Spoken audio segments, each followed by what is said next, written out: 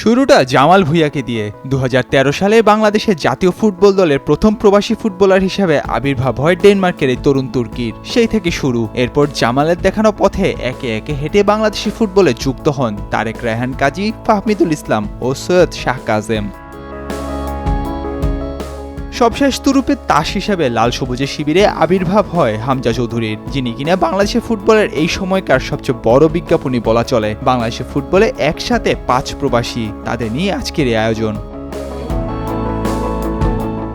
শুরুতেই আসি জামালে। 2013 সালের আগে অনেক প্রবাসী বাফুফেতে ট্রায়াল দিয়েও পাশ করতে পারেনি। তাদের মধ্যে ছিলেন জামাল ভুঁইয়াও। ডেনমার্কে থাকা অবস্থাতেই লাল সবুজের জার্সি গায়ে জড়ানোর স্বপ্ন দেখছিলেন তিনি। 2011 সালে বাংলাদেশে ট্রায়াল দিয়ে ফিরে গিয়েছিলেন ডেনমার্কে, কারণ কন্ডিশনের সঙ্গে সে সময় তার মানিয়ে নেওয়া সম্ভব হয়নি। তবে 2013 সালে এসে ফের ট্রায়ালে অংশ নেন জামাল, আর সেখানে সবার মন জয় করে নেন তরুণ এই ফুটবলার। প্রথম প্রবাসী ফুটবলার হিসেবে লাল সবুজের জার্সিতে খেলেছিলেন সে বছরেরই 31 আগস্ট নেপালের বিপক্ষে। সেই থেকে শুরু। এরপর আর পিছনে ফিরে তাকাতে হয়নি এই মিডফিল্ডারকে। সময়ের সঙ্গে সঙ্গে বনে গিয়েছেন বাংলাদেশের ফুটবলের পোস্টার বয়। জাতীয় দলকে নেতৃত্ব দিয়েছেন, গোল করে এবং করিয়ে এসেছেন আলোচনায়। তার হাত ধরেই প্রথম প্রবাসী ফুটবলার পায় জাতীয় দল।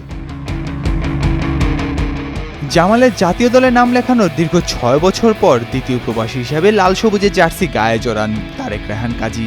লাল সবুজ দলের প্রতিনিধি হয়ে মাঠ মাতাবেন, দেশের মুখ উজ্জ্বল করবেন, এমন স্বপ্ন নিয়ে ফিনল্যান্ড থেকে উড়ে এসেছিলেন তিনি। ফিনল্যান্ডের অনূর্ধ্ব 19 ও অনূর্ধ্ব 17 দলে খেলা এই ফুটবলারের সামনে হাতছানি ছিল সেই দেশের জাতীয় দলের হয়ে খেলার। কিন্তু সেই প্রলোভন উপেক্ষা করে লাল সবুজের জার্সিতে খেলতে দেশে ফিরে এসেছিলেন তারেক।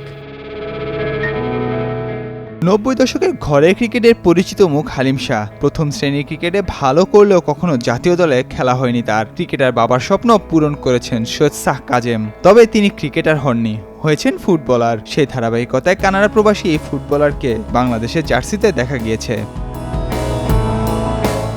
2005 সালে কানাডায় পাড়ি জমান হালিম শাহ। সে সময় কাজেমের বয়স ছিল 7 বছর। 2021 সালে এসে সাইফ স্পোর্টিং ক্লাবের জার্সিতে ক্যারিয়ার শুরু করতে চেয়েছিলেন কাজেম, কিন্তু পাসপোর্ট সহ নানা জটিলতায় সে সময় তার খেলা হয়নি। পরের মৌসুমে পুলিশ এফসির হয়ে খেলা শুরু হয় কাজেম শাহ। ঘরোয়া লিগে পারফরমেন্স করার পুরস্কার হিসেবে কাজেম এখন জাতীয় দলেরও গুরুত্বপূর্ণ ফুটবলার।